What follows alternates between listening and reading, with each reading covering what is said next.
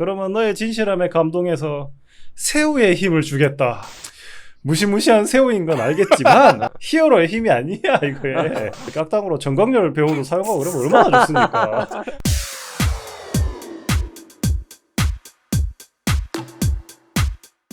세상은 넓고 볼 것은 많다. 스마트폰부터 TV, PC, 영화가 그리고 콘솔까지 화면 날 것을 하지만 넓게 대충 주어 섬겨보는 방송. 화면의 중독 때 모든 화중인들을 위한 방송. 화면 중독입니다. 네, 이번 화면 중독 화면의 날 시간에 다뤄볼 화면은 넷플릭스 영화 프로젝트 파워입니다. 파워. 일단 프로젝트 파워에다 기브 앤 테이크가 충실하죠. 얻는 게 있으면은 잃는 것도 그렇죠. 있고, 잃는 게 있으면 얻는 것도 있고. 그렇죠, 맞습니다. 저희가 어렸을 때부터 알고 있던 기브 앤 테이크의 그런 전형적인 동화가 있습니다. 어떤 거죠? 나무꾼과 산신령. 금도끼 언덕기. 그렇죠. 예. 산신령이 먼저 나오겠죠. 네. 이 불이 나오는 파워가 네 파워니? 아닙니다. 제 파워는 그런 파워가 아닙니다. 그럼 이 총알을 막아내는 방탄 파워가 네 파워니? 아닙니다. 총알을 막는 것도 제 파워가 아닙니다. 솔직해서 좋구나. 그러면 너의 진실함에 감동해서 새우의 힘을 주겠다. 영화 본 사람들은 무슨 말인지 아실 거예요. 격하게 공감할 것 네. 같은 한 줄 줄거리였습니다. 네. 네. 좋습니다. 일단 전체 세계관 설정이 어땠는지, 설득력이 있었는지 한번 얘기해 봅시다. 바이어가 개인 비행기를 타고 직접 그거를 시연하는 거를 보러 올 정도로 큰 사업을 펼치는 조직인데도 불구하고 저는 제가 보기엔 좀 보안이 좀 허술했다. 약간 이렇게 보여졌거든요. 맞아요. 보안이 없던데 그냥 거의. 그러니까 예. 대부분의 이런 그 비밀그런 거래나 아니면 마약 같은 이런 판매들은 약간 점조직으로 있어가지고 좀 실체를 쫓기 어려운 구조로 되어 있잖아요. 그렇죠. 역시 잘한다. 이 영화에서도 이 점조직으로 되어 있긴 한데 이 넘버 3 정도 되는 관리자급인 비기가 나오잖아요. 이 비기처럼 높은 관리자가 자기 얼굴 까면서 이게 바로 약을 보여주면서 이거 팔아라 이래 하는 게 저는 좀 이해가 안 돼요. 믿을 수 있는 거지. 믿을 수 있는 상품.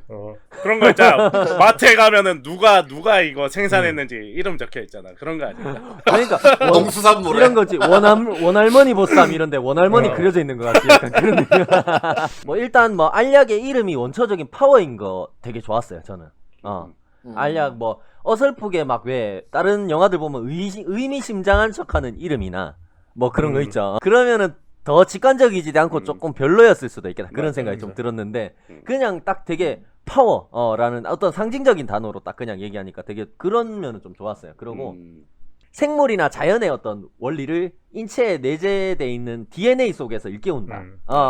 약간 그런 능력을 가지고 있는 알약 파워의 설정은 그렇게 신선하지는 않았지만 그래도 나쁘지 않았어요. 중간중간에 능력자들이 그 파워를 먹고 변신하는 과정에서 보면은 세포가 분열하는 듯한 약간 CG. 그죠. CG 화학 물질이 막 융합돼서 폭발하는 듯한 그런 장면들이 막 나오잖아요. 중간에 맞아요, 삽입돼 있는 장면들이. 되게 네. 되게 형이상학적이고 되게 독특한 장면들이 약간 캐릭터의 특성에 맞춰서 잘 사용돼가지고 그런 장면이 앞에서 잠깐 약간 적정량의 어떤 설명과 비주얼적인 부분이 딱 어울려져서 되게 설득력을 가지겠다. 이제 제약회사 얘기를 좀 해볼까 하는데 네네. 간단하게 뭐 군과 관련된 제약회사가 돈을 벌려고 사건을 꾸민다. 그렇지. 이런 거는 좀 많은 컨텐츠에서 이미 봐왔던 부분이고 뭐 어쨌든 이런 거대 제약회사라고 항상 나오는 게 좀 뻔한 악당적인 느낌이 있어서 이거부터 좀 바꿔야 될 것 같아요. 저는. 어떻게?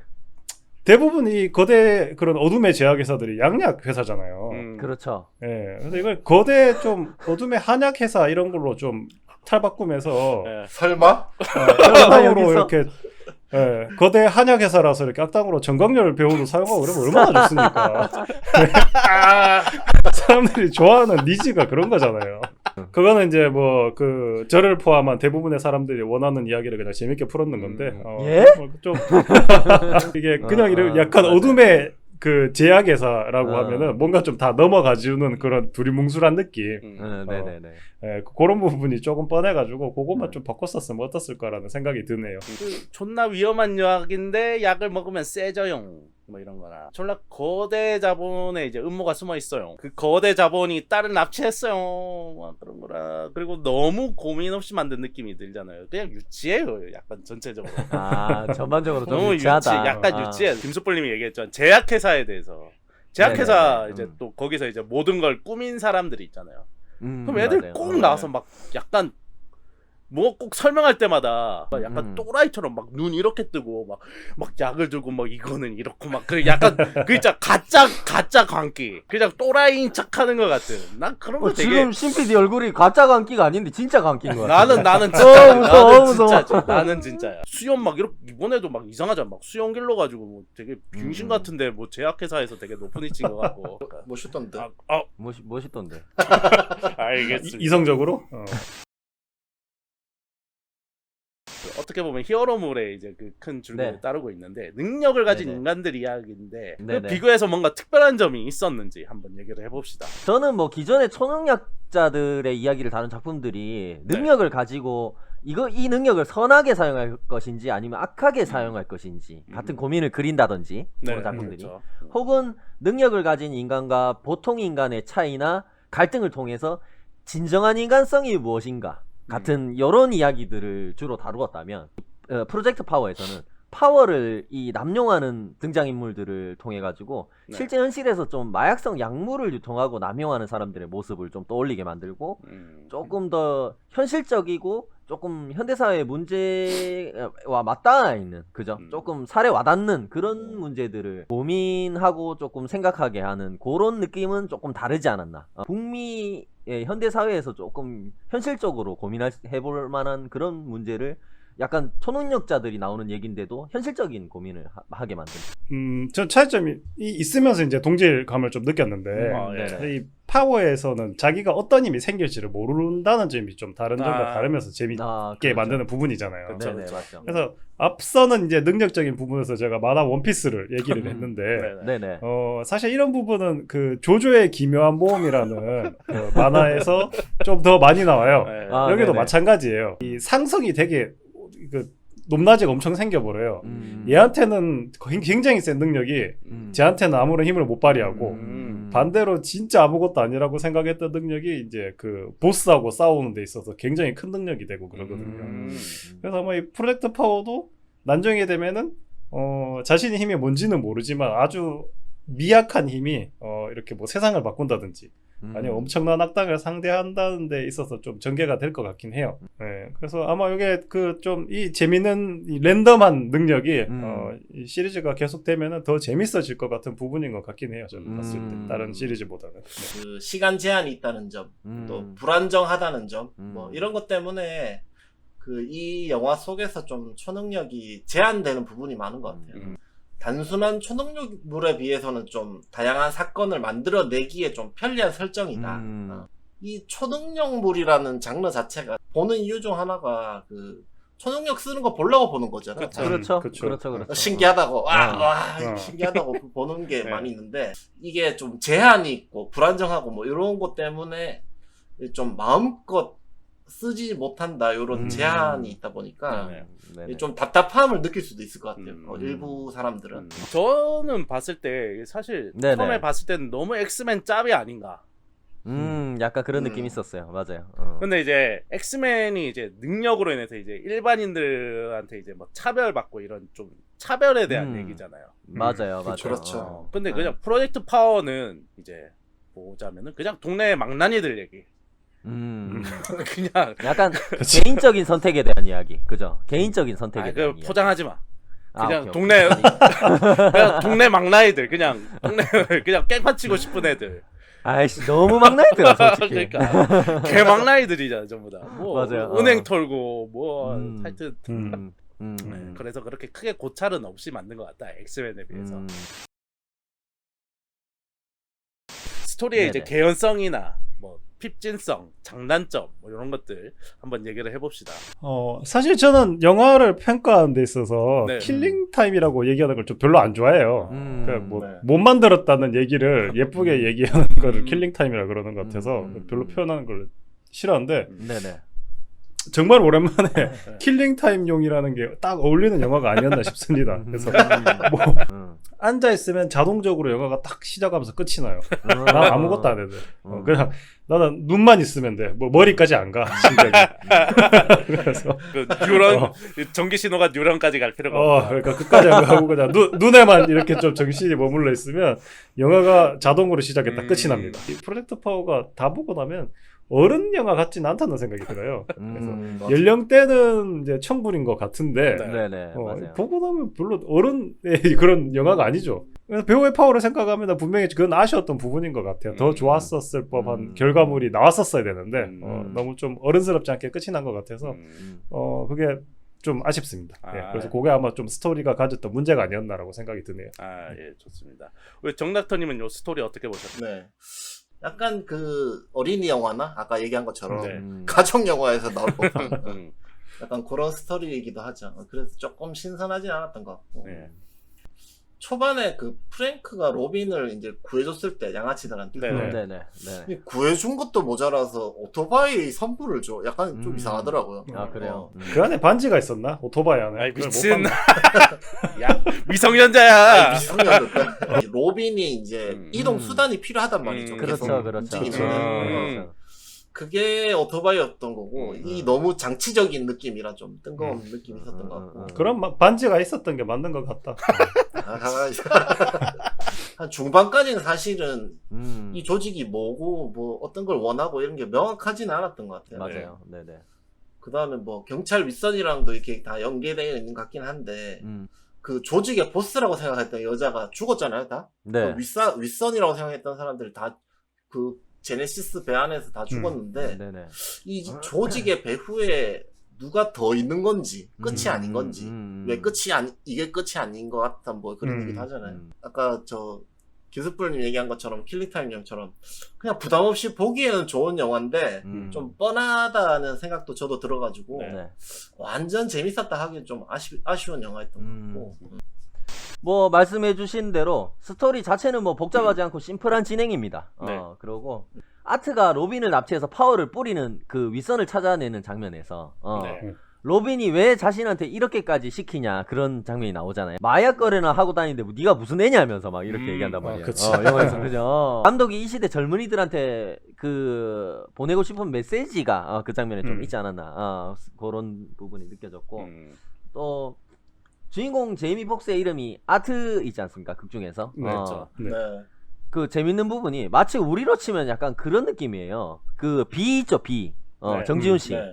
비를 약간 주인공으로 캐스팅했어, 영화에. 근데 네. 배역 이름이 약간 가수야. 아니면 배역 이름이 약간 깡. 약간 이런 느낌. 등장인물 이름 자체가 스포라 가지고 이게 막 되게 그런 부분은 좀 재밌는 부분이 있었다. 스토리에서. 뭐 보면은 등장인물 비기 같은 경우에는 실제로 커지죠. 약 먹으면. 네. 그렇죠. 비기. 그리고 그렇죠. 가드너. 거기 나오면 그 검은 조직의 그 여자 수장 가드너 네. 같은 경우에는 그 가드너가 이제 정원을 가꾸는 사람을 얘기하잖아. 근데 그 사람이 이제 어떻게 보면 마약의 정원을 가꾸잖아. 이 사람이 계속. 그죠. 그리고 도룡령을 뜻하는 뉴트 같은 경우에는 네. 도마뱀이 왜 꼬리를 자르듯이 언제 잘라버려도 상관없는 신세인 거야. 그 사람. 그의 점조직이니까. 그죠. 그런 의미가 있고. 반장 크레인 같은 경우에는 약간 크레인에 자기가 걸려있는 것처럼 자기 의지 없이 조종당하고 있는 약간 그런 느낌이고. 그죠. 결정적으로 그 우리 아트의 딸, 트레이시 같은 경우에는 아트가 굉장히 쫓고 있잖아요. 트레이스가 쫓다잖아. 트레이시 쫓고 있는 대상이 자기 딸이고 딸 이름이 트레이시인 거. 그러니까 이름도 되게 성의 없게 지어놨더라고. 그냥 직관적으로.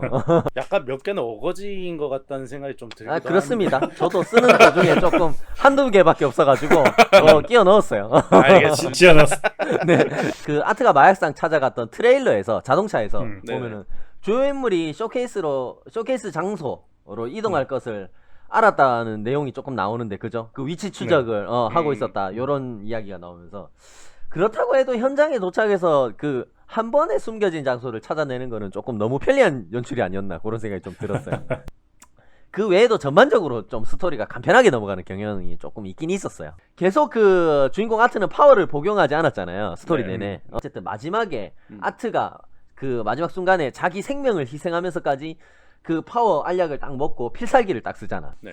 주변 일대 악당들 다 날아가고 막 적들이 막 다 죽잖아. 그죠? 근데 네. 적들하고 같이 있던 로빈만 그 딱 쏙 빼고. 아이, 대충 넘어가. 네. 일단 미드 더보이즈 테이큰 또는 다만하게 속아서서 또는 아저씨를 섞은 다음에 네네. 그리고 또 엑스맨을 또 살짝 섞어. 아, 네네. 그럼 마지막으로 빼기로 이제 재미를 빼면은 이제 요영화가 된다. 재미를 빼. 네네. 일단 로빈이 그 마약을 팔고 있잖아요. 그것도 네. 심지어 무려 슈퍼 파워를 주는 약을 그렇죠. 파는데 왜 네네. 약을 파는지 나는 사실 잘 이해가 안 가요. 차라리 그냥 마약을 팔지.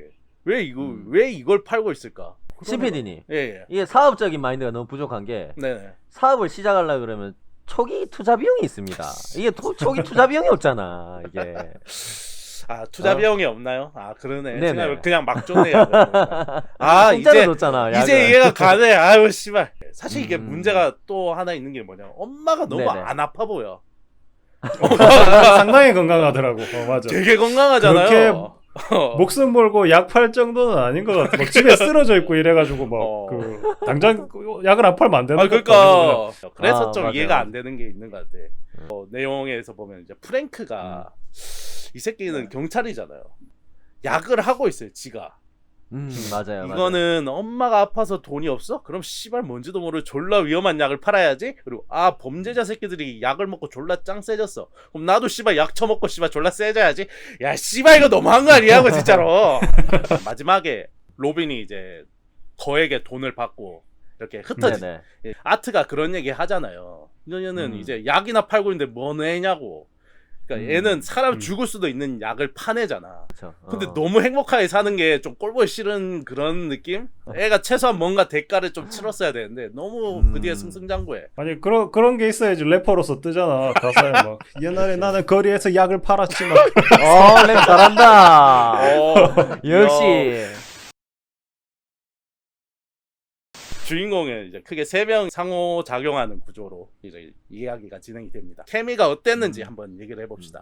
초반에 파워 거래하는 현장에서 네. 로빈과 만나는 그 장면이 나오는데 경찰인 프랭크의 기발한 약간 임기응변? 반전 상황에 어떤 캐릭터 설명을 효율적으로 잘했다. 그 어머니를 구해주려고 샤워한 척 하면서 막 나오는 장면이 있어요. 창문으로 몰래 들어가서 네. 샤워실 문을 열고 나오는 장면이 있는데 그것도 되게 좋았어요. 약을 사야 하는 경찰이나 아니면은 그 어린 나이에 약을 팔 수밖에 없는 소녀, 그런 상황에서도 서로 오토바이 선물하면서 약간 부녀 같은 느낌을 줘가지고 약간 아이러니하면서도 그 장면이 부녀지간처럼 느껴지는 것 자체가 작품의 세계관에 대해서 조금 잘 느껴지게 그 둘의 케미를 통해서 잘 느껴지게 했다, 그런 생각이 좀 들었고. 마지막에 이제 뭐 주인공 중 한 명이라고 할 수 있는 아트가 목적을 달성해서 영화가 끝이 나지만 네. 뭐 그전까지는 랩을 좋아했던 로빈 주위의 이 아트와 크랭크가 번갈아 가면서 영화가 이제 스위치 되는 느낌이 좀 있어요. 로빈을 도와주는 듯한 프랭크와 그 다음에 로빈을 쫓는 듯한 아트가 겹치지 않고 영화가 진행되는 부분은 한 편인데 두 편을 보는 듯한 약간 그런 맞아요, 재미가 맞아요. 좀 있어요. 네. 네, 아트와 로빈, 프랭크와 로빈 이런 식으로 이제 케미가 있었는 것 같아요. 네네. 네. 한 가지씩 좀 재밌었던 장면을 뽑자면 이거 엄마 동물병원에서 이 랩을 한번 해보라고 아트가 이렇게 로빈에게 뭐 추파를 좀 던지잖아요. 그런 부분에 있어서 이제 로빈에게 로빈이 랩을 하고 아트에게 이제 인정받는 부분. 프랭크가 부둣가에 가서 배를 타야 되니까 그 약간 문지기를 협박하는 장면이 있잖아요. 네네. 거기서 이제 로빈이 이 이어폰을 끼고 클린트 이스트우드 연기를 해보라고. 그러니까 옛날에 연습하던 거 연습 많이 네. 했지 않냐고. 그죠? 그 아트와 로빈이 랩했던 장면하고 약간 비슷한 느낌이 있는 것 같더라고. 네가 진짜로 잘하는 거를 알아보고 있는 거죠, 뭐 서로. 네, 그래서 이 영화가 로빈을 약간 교두보로 두 그 초능력을 가진 주인공이 한 칸씩 건너서 케미를 주고받는구나라는 생각이 들어서 네, 좀 재밌게 표현했다라는 생각이 들었습니다. 로빈의 경우에 보면 다 로빈 보고는 좀 빠져 있으라고 그러거든요. 프랭크도 그냥 뒤에서 그렇지, 망보라고 그렇지. 하고. 맞아요, 맞아요.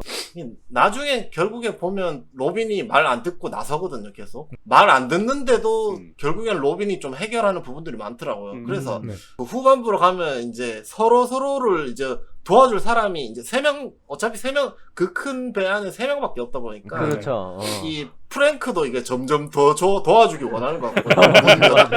몇 번 문 빨리 열어달라고 막 이러면서. 맞아. 카메라 앞에서 방방 뛰어 막.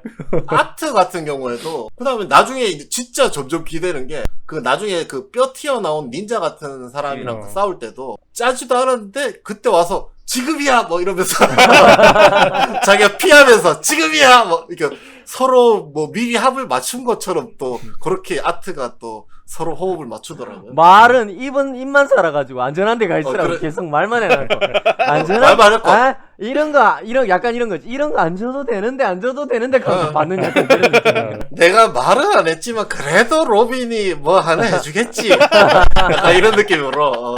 일단 프랭크와 로빈의 케미는 진짜 존나 개쩔어요. 약하는 학생이랑 약하는 경찰. 이 환상의 콤비 아닙니까 진짜? 그 파워가 그 화학작용의 결정체잖아요. 아, 그렇죠. 그렇게도 하죠. 화학을 기초로 만들어진 거기 때문에 씨발 이거 존나 환상의 콤비라고. 진짜 문자 그대로 케미로 연결된 사이예요 진짜. 아트랑 로빈이 그나마 이제 좀 진정한 의미의 좀 케미 비슷한 걸 좀 보여줄랑 말랑 했는데 그렇죠. 대충 봐도 스톡홀름 신드롬이에요 이거. 아트가 네. 처음에 이제 납치할 때도 진짜 빡세게 납치했어요. 차 트렁크에 가둬가지고 자기 엄마 죽인다고 협박까지 했어 심지어. 스톡홀름 신드롬 아니면 이게 설명이 안 돼요.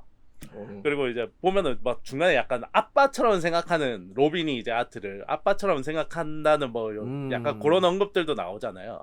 근데 뉘앙스가, 이제 그죠? 마지막에 딸 찾고 이제 존나 쿨하게 서로 헤어지잖아요. 돈 주고. 맞아요. 이거 보면 그렇죠. 스톡홀름 신드롬이 확실하다. 혹시 아빠는 개뿔 돈이 짱이야.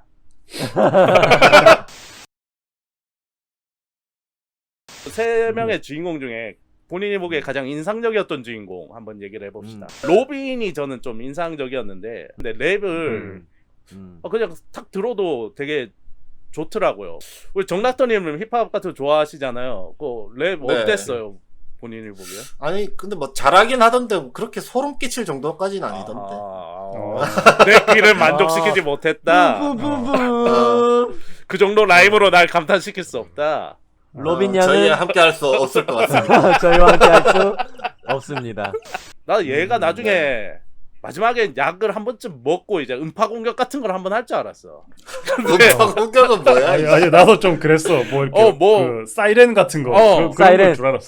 사이렌처럼. 그런 거 한번 할 줄 알았는데 약은 역시 미성년자한테 약은 안 먹이더라고. 역시 헐리우드. 아, 그렇죠. 저도 개인적으로 뭐 힙합도 좀 어렸을 때 많이 좋아했고 그래가지고 로빈 되게 좋았고 스파이더맨 뉴 유니버스의 마일즈 모랄레스하고 비슷한 느낌이 계속 들었어요. 자기의 어떤 능력에 대해서 뭐 여기서는 초능력은 아니지만 약간 자기가 이제 가지고 있는데도 자기가 스스로 그거에 대한 가치를 깨닫지 못하고 계속 고민하는 부분이라든가 뭐 영화 전체적으로 힙합적인 느낌이 계속 가미되어 있는 부분이라든가 자칫 연결점이 없을 수 있는 두 인물 요 프랭크하고 아트 두 인물 가운데서 연결고리 역할을 굉장히 잘했다 그런 생각이 좀 들었습니다.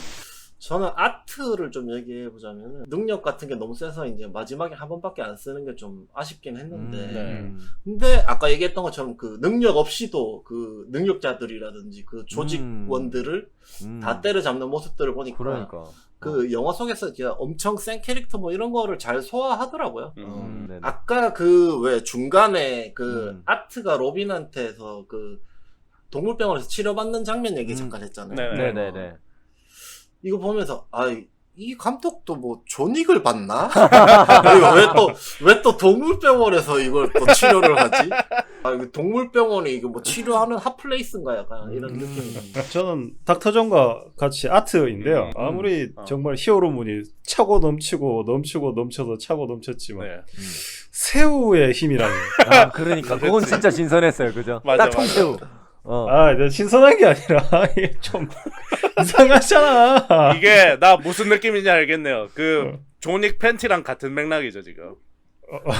그런 거. 히어로의 힘이 아니야 이거에.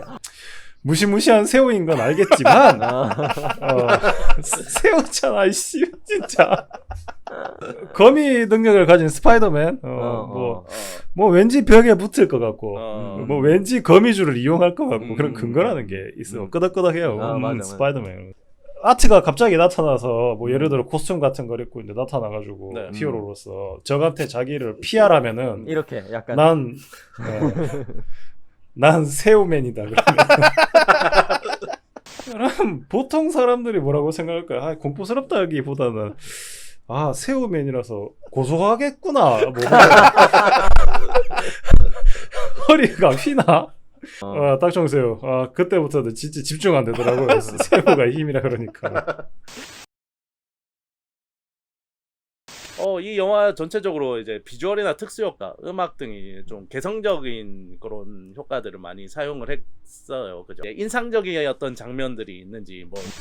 일단 저는 스타일이나 뭐 특효 액션 부분에서는 네. 그 프랭크가 아까 말씀하신 투명인간 은행 강도를 잡으러 가는 장면에서 네. 투명인간 강도의 비주얼이나 막 강도에게 총을 맞는 경찰 프랭크의 얼굴이 막 파충류 조직처럼 변하는 묘사 맞아요. 그런 것들 굉장히 기발하면서 조금 디테일하고 수준이 높아서 되게 놀랐어요. 갑자기 그 투명인간 그 은행 강도가 네. 도망가다가 가방을 열었는데 가방 안에서 그 파우더 트랩이 왜 나온 거야? 누가 그거- 숨겨놓은 거야 거기서? 뭐 그거? 배트맨? 뭐 은행에서? 조커가 숨겨놓은 거야? 파워의 업그레이드 알약 판매 쇼케이스에 네. 잠입해 들어간 아트가 그 비기의 갱단을 모두 소탕하는 장면에서 네. 온도 조절 탱크 안에 갇힌 여성이 막 얼음으로 변하는 장면을 보여주면서 약간 바깥쪽에 액션 씬을 뺑글뺑글 부분 가렸다가 다시 보여줬다 가렸다 보여줬다 이렇게 하잖아요. 맞아요. 네. 그런 부분이 연출이 조금 효과적이고 조금 좋았어요. 그것도- 저희 그 아트가 로빈에게 현실의 벽을 좀 이야기하면서 흑인에다가 여성인 너 같은 약자들은 자신의 고유한 능력을 찾아야지 성공할 수 있다고 조언을 하잖아요. 영화에서 보면은 로빈이 자기의 능력을 약간 깨닫듯이 랩을 딱 선보이는 장면 저도 되게 좋았어요. 이제 아트가 그게 네 힘이다. 파워라는 거죠. 그죠? 이야기하는데 각자의 깊은 곳에 내재된 어떤 진정한 힘, 파워가 모두에게 다 있는데 약 같은 것으로 쉽게 얻을 수는 없고 스스로의 힘으로 찾아내서 갈고 닦아야 된다는 어떤 영화 전체의 메시지가 좀 느껴져서 그 장면이 되게 인상적이었습니다. 이 영화에 네. 메시지가 있었다니 대단하네요. 제가 이제 퇴사 전에는 자전거 쪽에서 일을 했다 보니까 맞습니다. 네네. 영화에 자전거가 나오면 상당히 집중해서 보는 편이에요. 예. 그래서 영화 초반에 이제 로빈에게 약을 구하러 온 양아치가 둘 있는데 네네. 네. 아씨 왜 마약 구하러 왔는데 자전거를 타고 와? 뭐 이런 건강한 청년들이 세상에 어디 있어? 야 마약 사러 가자. 오케이. 그럼 못 타고 가지. 마약만 하면 몸이 나쁘니까 자전거 타고 가야지 건강하게. 저는 좀 약간 그래요.